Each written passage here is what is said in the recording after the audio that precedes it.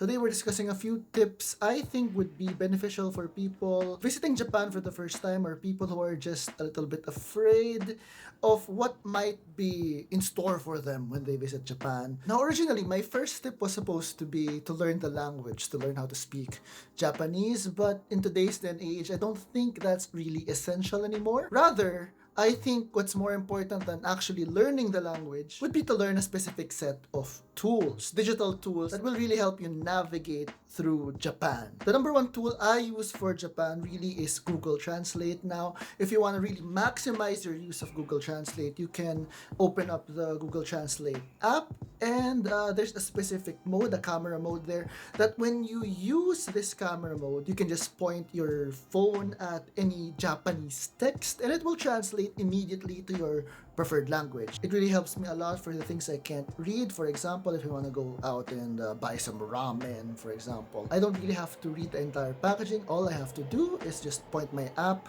to the specific things I want to buy, and very, very straightforward, very, very easy for navigating through Japanese text. Another feature that I think might be useful would be the dictation tool. The same app can actually listen to you speak in English or whatever language you want to speak and translate it to audible Japanese. So if you're speaking with someone, I can just speak to my phone and I can let the person I'm talking to listen to what I said in Japanese. Hello. こんにちは。こんにちは。 So again, I'm not necessarily saying that you don't have to learn Japanese. Rather, you can survive in Japan without knowing the language. What you need to do is just learn this one specific app. Let's go on to tip number 2. Now, tip number 2 is something completely opposite to what I just said in tip number 1. Tip number 2 is to learn one specific powerful phrase in Japanese, and it's sumimasen, sumimasen, sumimasen. Why I think it's important to learn this specific phrase is this is the equivalent of excuse me. Before you even get started using your app, or even before you get started asking for help from these Japanese people, you need to catch their attention. Many times, excuse me does not actually work. Excuse me. This does not work for people in Japan just because the Japanese people are not used to hearing excuse me spoken in everyday language. What they're used to hearing is sumimasen. So now if you say sumimasen, and especially if you say it in the proper way, in a loud enough voice, people will look and you will actually be able to get people's attention. 先生、ビール一つお願いします。生ビールです。いいですか。生ビール。大丈夫です。はい、生一丁ね。先生、サビお願いします。わさび。サビ。先生、オトロお願いします。お風呂はね、ワンピース、ツーピース。 2個でお願いします。お風呂でーす。お願いします。 Long story short, if you're gonna learn any Japanese, just learn sumimasen. Practice with me. Sumimasen. Tip number 3. For my third tip, I want to discuss the use of the IC card. Now, the Japanese IC card, I don't know what IC stands for. The IC card comes in a few different flavors. So I have here my Suica card, I have here my Ikoka card, and I lost my Pasmo card. I'll have a picture here. But these cards really act as some form of rechargeable payment method. So what you do is you just go to a machine or a train station, and then you either buy a card, or if you already have one, you can just load or put in money into this card. Now this card is very, very useful, especially if you want to do touristy things in Japan. The number one thing I think you might be using this for would be to get on trains. So you just beep at the train gates, and then once you arrive at your destination, then you beep again at the exit gates for your trains.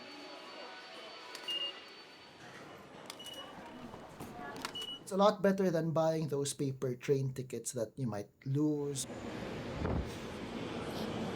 But another way you can use this IC card really is to pay for things. For example, if I'm going to a convenience store, I can just pick up whatever I'm gonna buy, go to the cashier person, and then they typically will ask you what payment method you'll be doing. So it's either credit card, cash, or IC card. On the screen, hit the IC card button, and then you can just beep your card again on the cashier machine, and then it will register your payment for whatever you bought in the convenience store. Speaking of convenience, I actually also use my IC cards to pay for vending machine purchases.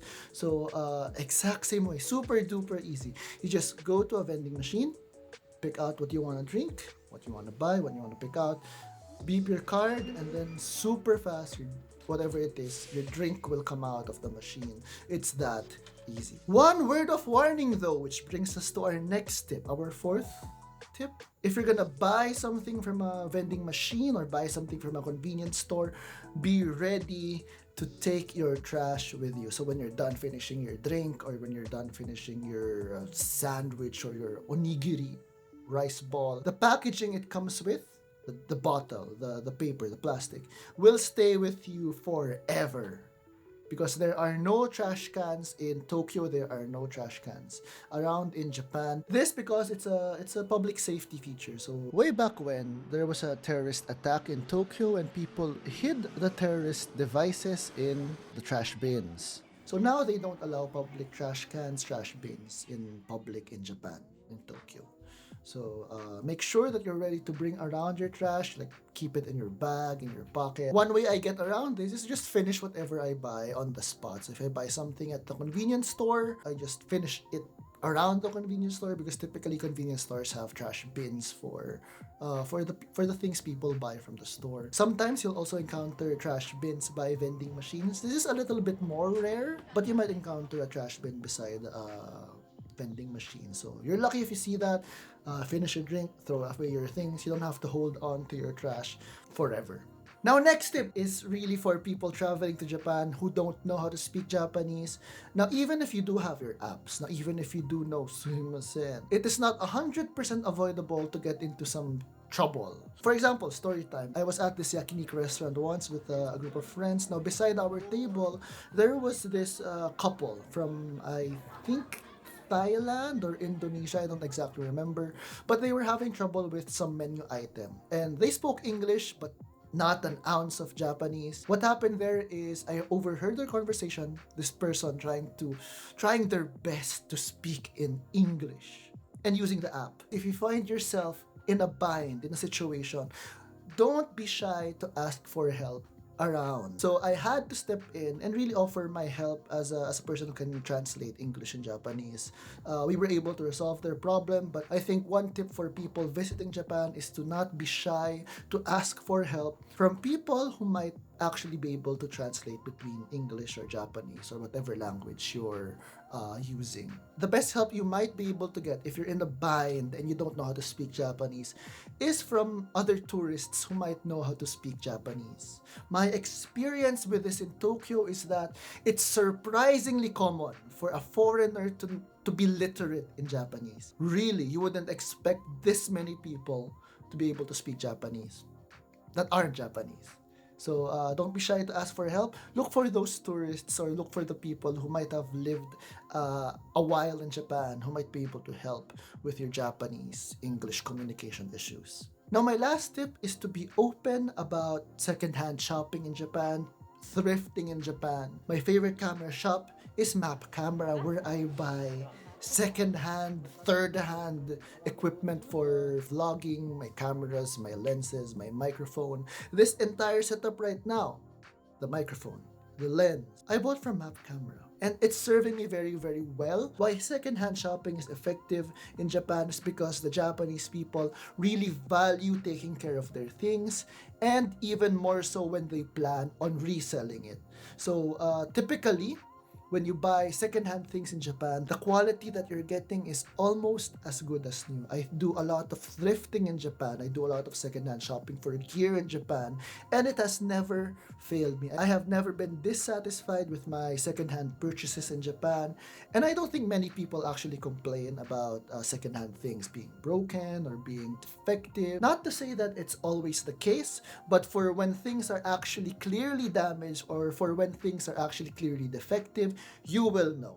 They will tell you, or it will be clearly labeled as defective or clearly labeled as unusable. So those were just a few tips I think would be useful for when you're planning your trip to Japan, when you're gonna visit Japan. I think I'll be making a sequel, a part 2, if you will, to my tips in Japan travel. If you're interested at all in that, or if you're just wanting a part 2, hit subscribe. If you're curious about what to do in Japan, I'll share with you the #1 most fun experience I've had in Japan. Click on this video right here. I'll see you in our next video.